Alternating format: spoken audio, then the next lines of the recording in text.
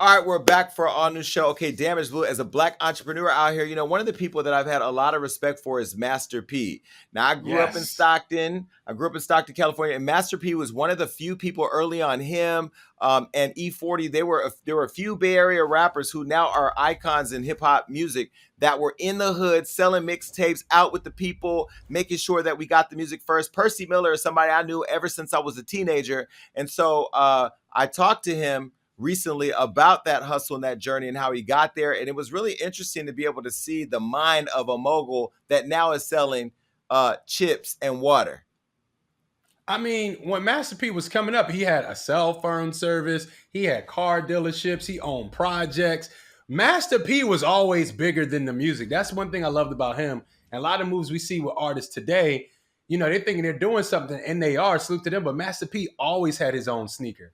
So like Percy Miller really is an icon, not just in music, but just in hip hop culture in general, when you talk about being an entrepreneur. And you know what's so crazy? You would never think this, but as a little girl growing up in Boston, Master P was the first time I ever heard about an artist needing to own their masters. I had never heard of such a thing. And he taught a lot of young people who are now business people about how important it is to own. Ownership was a big thing for him that is now a big thing for everybody else. But before social media, he was always talking about ownership. And out of all the people that I've ever interviewed, Little Romeo is probably the most chivalrous, well mannered, like amazing person that I've ever spoken to as a celebrity. And I think about how he was raised. And so for me, Master P was not just a great businessman, I think he's a great father. If his son is Yeah. any indication, I think he was a great father as well as a businessman. Well, one of the biggest things I've always had in terms of admiring him is that, whether you're an artist or an actor or you're an athlete or whatever, how you build your brand, how you build your legacy is all dependent on every strategic move that you make. And ever since I knew him as an artist and then went back and watched him with, I got the hookup and iconic hood tapes, as we used to call it, we used to watch, I've seen him evolving as an artist and entrepreneur and then sitting back watching him make hundreds of millions of dollars and be able to put so many people of color on, and his family and friends. I've always wanted to pick his brain. And I saw him not too long ago at the Revolt Summit, and he was on stage, and I wasn't able to get to him. And I've never met him in person until this interview.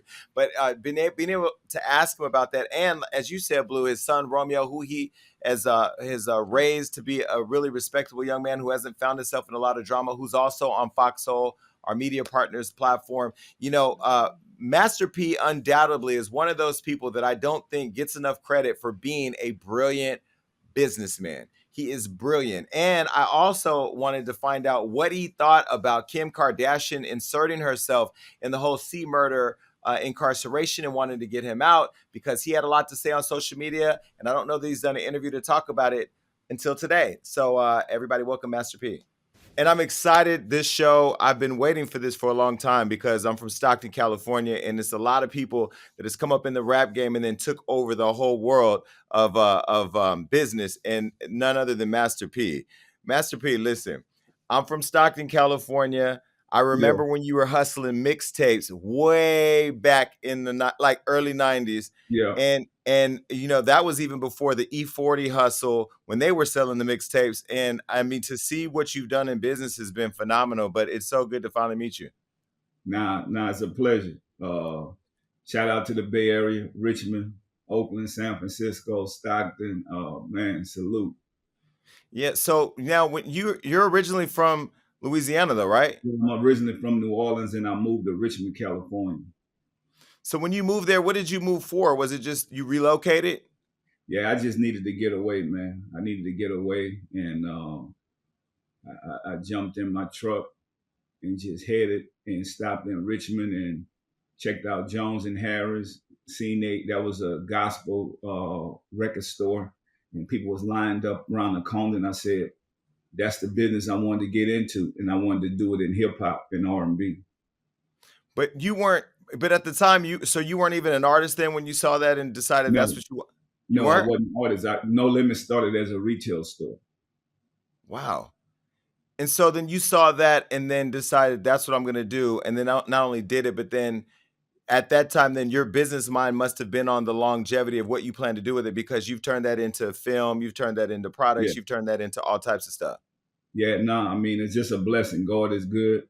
I was able to keep growing, keep getting better, and understanding business and learning it, like from the failures. People think that everything just started out great, but it didn't.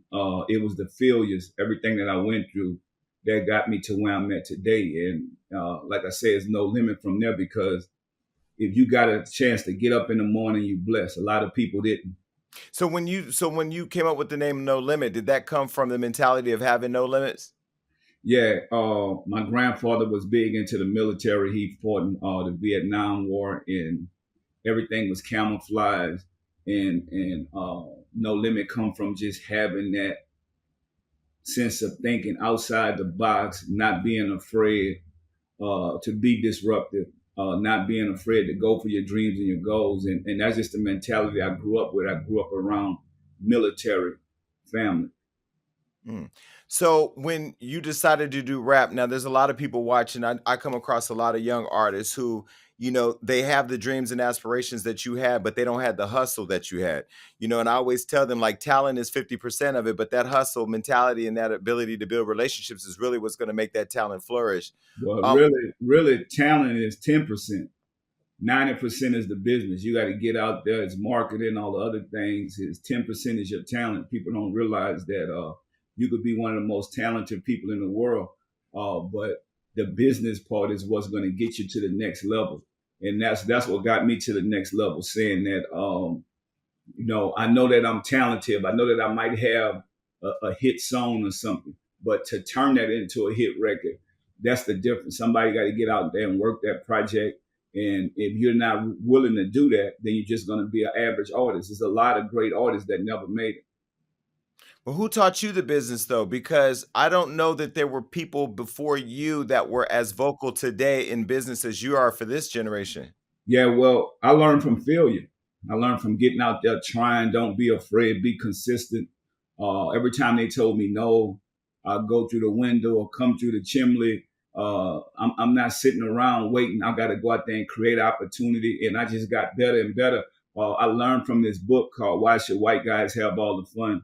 A guy named Reginald Lewis that just went out and created a multi-billion-dollar business in the 1970s. And I'm saying, if he could do that back then I should be able to do what I need to do. Mm.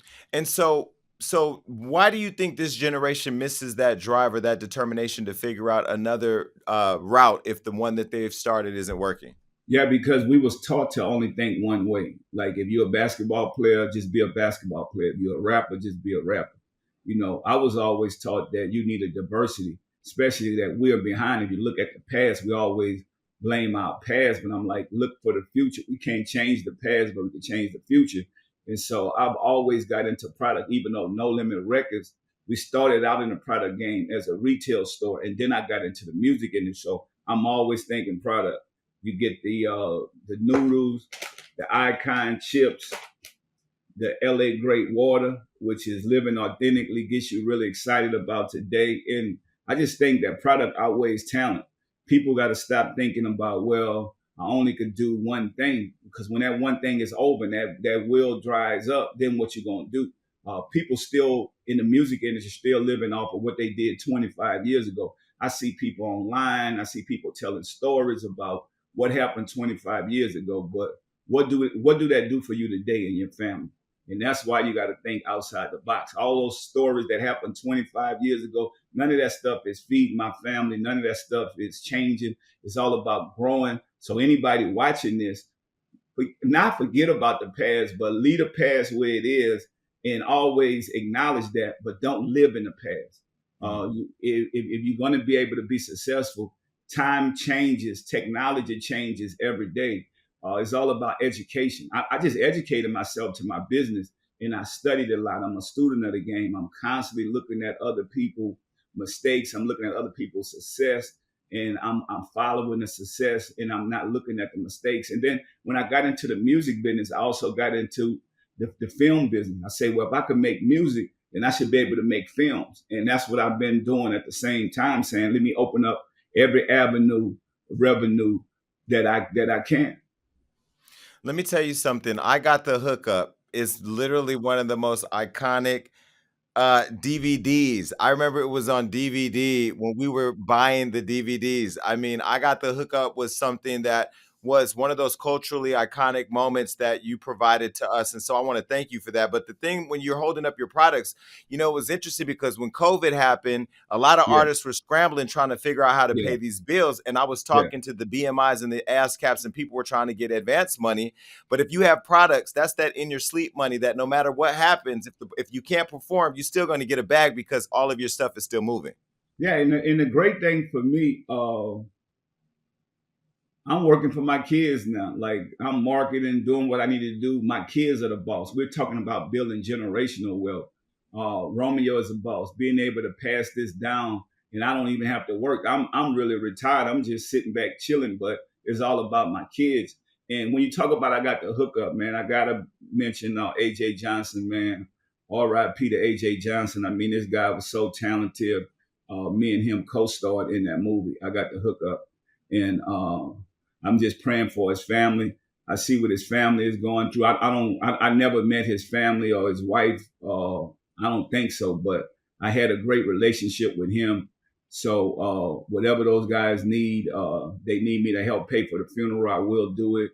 Whatever else, this was a real friend of mine. Even though he went through his ups and downs, this guy was he was a legend. We talk about African American comedy, being able to be a hood hero and going from the hood to Hollywood and doing something extraordinary.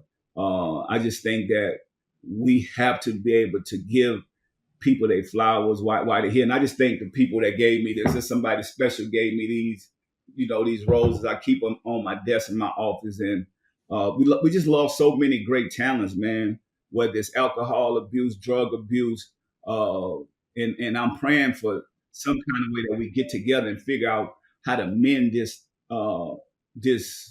hardship that we're going through with all this talent that we have been losing throughout the years. And I'm dealing with it even in my family, with family members and friends. I think people in Hollywood are afraid to talk about the truth, but if we're gonna save the next generation, we got to start talking about this, man. And we got to start talking about this with our families and figuring out some type of union or some type of way to help us and get through these struggling times. I mean, I know this dark time, especially with COVID, and from Michael K. Williams to the comedians that we lost earlier last month. We just got to figure this out. Even the rappers, man, the rappers are dying so young now, that 19, 20, 21 years old. And we don't want to talk about the truth, but the truth really is drug related. And we have to change that.